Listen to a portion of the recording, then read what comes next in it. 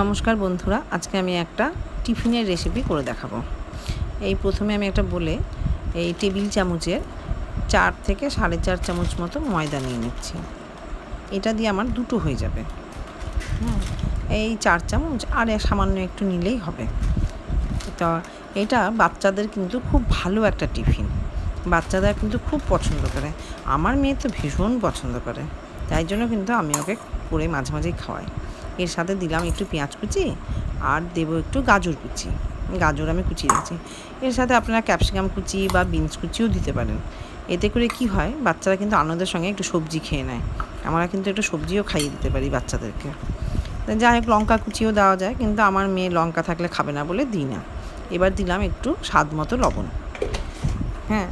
ওই লঙ্কা খায় না বলে আমি লঙ্কা দিই না।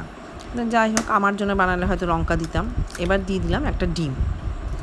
এবার আমি এটাকে একটা ব্যাটার বানিয়ে নিব। একটু জল দেব, দিয়ে ব্যাটার বানিয়ে নিব।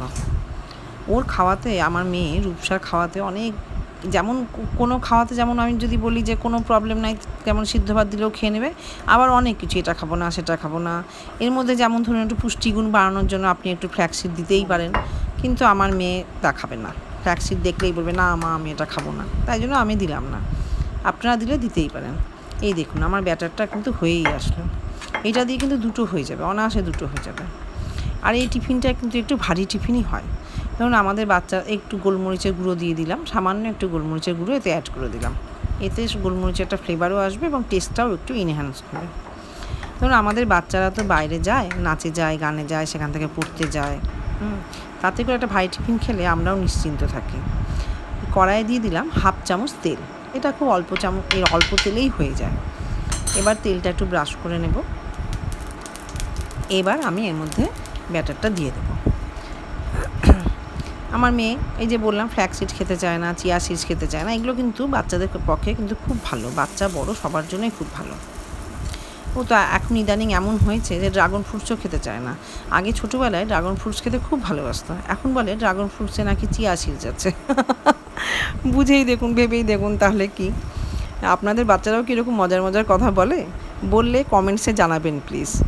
এই দেখুন, এইভাবে আমি দিয়ে দিলাম। এই দেখুন, এতটা থেকে গেল। এটা কিন্তু দিয়ে আমার আরেকটা হয়ে যাবে। এবারে আমি এটাকে একটু গোল মতো করে দিলাম। করে দিলে এই একটু হয়ে গেলেই এটা হবে। এই সামনে উপরটা একটু শুকনো শুকনো হলেই এটা হয়ে যাবে। একটু উল্টে দেবো, উল্টে দিলে 2 পিঠ ভাজা হলেই হয়ে যাবে। এটা, এই টিফিনটা রেডি করতে কিন্তু খুব একটা বেশিক্ষণ সময় লাগে না, চটজলদি হয়ে যায় এবং বাচ্চারা খেতেও খুব ভালোবাসে।